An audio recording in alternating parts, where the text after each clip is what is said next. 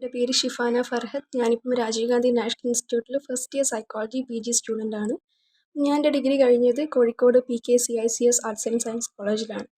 അപ്പം ഈ പ്രെപ്വൈസിൽ ഞാനിപ്പം മെൻറ്ററായിട്ട് ജോയിൻ ചെയ്തിട്ട് ഓൾമോസ്റ്റ് 1.5 മന്ത് ആയിട്ടേ ഉള്ളൂ. അപ്പം ഈ ഒരു ടൈം പീരീഡിൽ തന്നെ എനിക്ക് നല്ലൊരു എക്സ്പീരിയൻസും എക്സ്പോഷറും കൂടിയാണ് കിട്ടിയത്.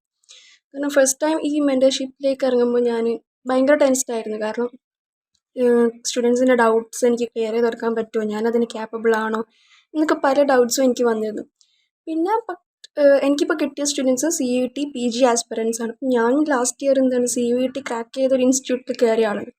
അപ്പം അവരുടെ ഒരുവിധം ഡൗട്ട്സൊക്കെ മീൻസ് എക്സാം എങ്ങനെ ആയിരിക്കും, എങ്ങനെ അറ്റൻഡ് ചെയ്യണം എന്നുള്ളതൊക്കെ ആ ഒരു കാര്യങ്ങളൊക്കെ എനിക്ക് എൻ്റെ എക്സ്പീരിയൻസ് വെച്ചിട്ട് എനിക്ക് അവർക്ക് പറഞ്ഞു കൊടുക്കാൻ പറ്റിയിട്ടുണ്ട്.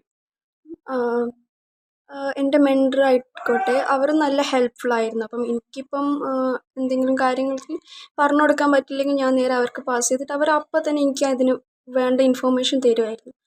പിന്നെ എനിക്ക് കിട്ടിയ സ്റ്റുഡൻസും ഫസ്റ്റ് ഇനീഷ്യലി നല്ല ടെൻസ്ഡ് ആയിരുന്നു. കാരണം അവർ ഈ ലാസ്റ്റ് ടൈം ജോയിൻ ചെയ്തവരെ എനിക്ക് കിട്ടിയത്. അപ്പോൾ ഈ ലാസ്റ്റ് ടൈം ജോയിൻ ചെയ്തതുകൊണ്ട് തന്നെ അവർക്ക് ഇനിയിപ്പം എന്തെങ്കിലും പഠിച്ചിട്ട് കാര്യമുണ്ടോ, അല്ലെങ്കിൽ എങ്ങനെ തുടങ്ങണം, എങ്ങനെ സ്റ്റാർട്ട് ചെയ്യണം, എങ്ങനെ കൊണ്ടുപോകണം എന്നുള്ള ഡൗട്ടൊക്കെ ഉണ്ടായിരുന്നു.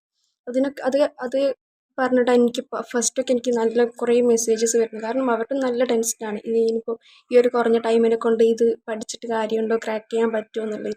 അപ്പം അവർക്കൊക്കെ ഞാൻ എൻ്റെ ഒരു എക്സ്പീരിയൻസ് വെച്ചിട്ടും ഒരു ചെറിയൊരു പ്ലാൻസും കാര്യങ്ങളൊക്കെ പറഞ്ഞു കൊടുത്തിട്ടാണ് അവർ പഠിച്ചു തുടങ്ങിയതും കാര്യങ്ങളൊക്കെ. പിന്നെ അവർക്ക് എക്സാം കഴിഞ്ഞ പാടെ അവർ വിളിക്കും, എക്സാം ഈസി ആയിരുന്നു, പിന്നെ എക്സാം അങ്ങനെ നിങ്ങളിങ്ങനെ പറഞ്ഞുകൊണ്ട് അങ്ങനെ ചെയ്യാൻ പറ്റി, അങ്ങനെയൊക്കെ പറയുമ്പോൾ ഭയങ്കര ഒരു ഹാപ്പി ആയിരുന്നു.